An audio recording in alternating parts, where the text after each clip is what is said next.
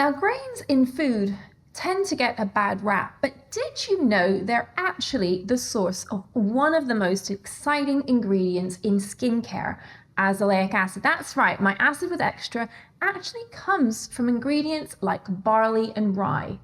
Now, starting a new skincare ingredient, especially one with the word acid in it, can seem daunting. So in today's video, I'm going to give you 5 key tips to starting azelaic acid to achieve bright, glowing skin. Now, these are the exact tips I give to my patients to coach them through their azelaic acid journey. And you're going to want to stay right to the very end to get all these goodies.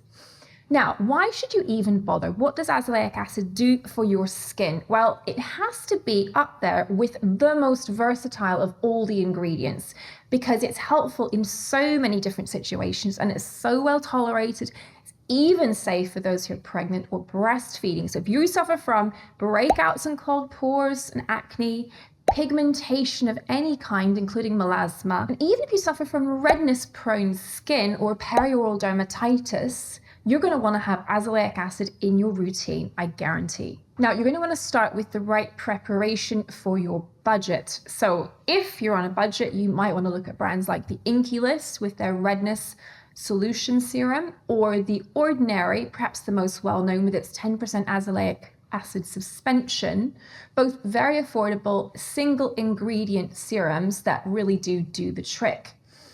Now, if you want to use a slightly more multitasking approach and perhaps you're trying to tackle more profound signs of aging, not just pigmentation, then something like Flawless Brightly Serum will be a brilliant option with 4 active ingredients in combination with azelaic acid, also at 10%. So you know everything is designed to play well together. Not 100% sure you're ready to commit yet and not on a budget, then perhaps think about trying the new Drunk Elephant Bouncy Bright Facial Mask. It's definitely a decent way to dip your toe in the water. The next thing to consider is the strength. Where do you go in? Now, if you have a skin concern like rosacea or acne, it might be best to go straight to the doctor and get a prescription. And that means azelaic acid at a prescription strength of 15 to 20%.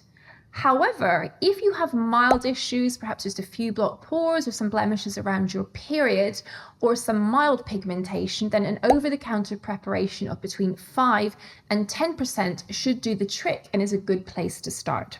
When you're starting out with azelaic acid, you will of course need the right toolkit of skincare basics to support your azelaic acid journey. Now, much like your retinoid, I think this should comprise of 3 essentials. So firstly, you want a gentle barrier supporting cleanser in the mix. You don't want to be using anything exfoliating that's going to increase your skin's potential for irritation. When you're building in a new ingredient, you want to give it the spotlight so that if any irritation does arise in the early days, you know where it's coming from. So keep your cleanser gentle, non-foaming, and make sure you use tepid, not hot water, and be gentle when you're patting skin dry.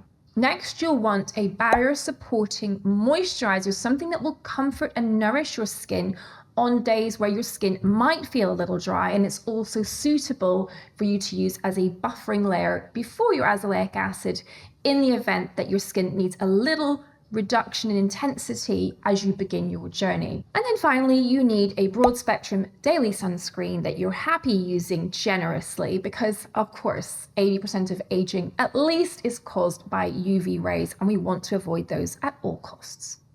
I'm often asked how often you should use azelaic acid for the best results. Now, at the beginning, you always want to be the tortoise, not the hare. So every other day or even every 3rd day, if you've had experience of your skin behaving sensitively in the past. There is no rush. All of these active ingredients take weeks to months to do their magic. So we don't need to rush in full speed ahead. Then at 2 weeks, check in with yourself. If everything is going to plan, try increasing to using it daily. Now, this can be in the daytime or at night. It doesn't have to be applied at a particular time of day, unlike your retinoid, which is always applied at nighttime. Give it another 2 weeks, and if you're liking what you see, you always have the option of increasing to twice daily use. I love azelaic acid used twice daily, hence it's in brightly serum in my flawless range, and it's in nightly serum as well. You get 10% in the morning, 5% at night, and if your skin likes azelaic acid, it will love that combination. Now you might be wondering, how much azelaic acid should you be using? And I think the guidance here is what I usually say for any new active ingredient. Always start with less. You can always add more later on once your skin has declared itself in terms of its potential for irritation or not. It doesn't always happen.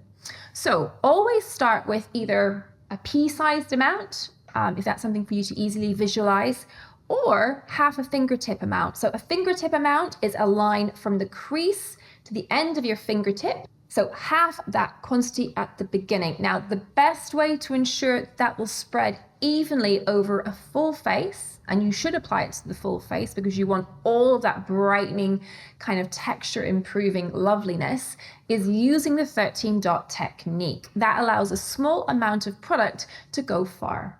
Remember, you can always increase the amount at 2 weeks or 4 weeks, depending on how the increase in frequency is going. There is no rush, as I said.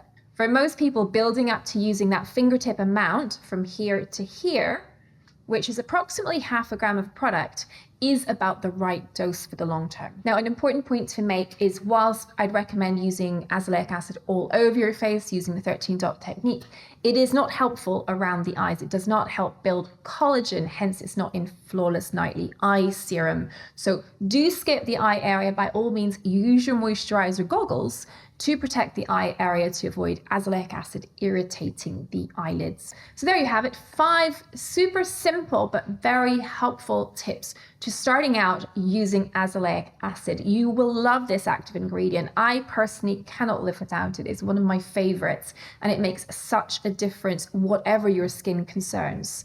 Hope you enjoyed this, guys. I think this is going to be the first of a series on azelaic acid. I feel like there is so much interest in this amazing ingredient. I want to create a resource where you get everything you need in one place. So if I've missed anything about starting your journey, drop it in a question down below, and I'll see you again soon. Bye for now.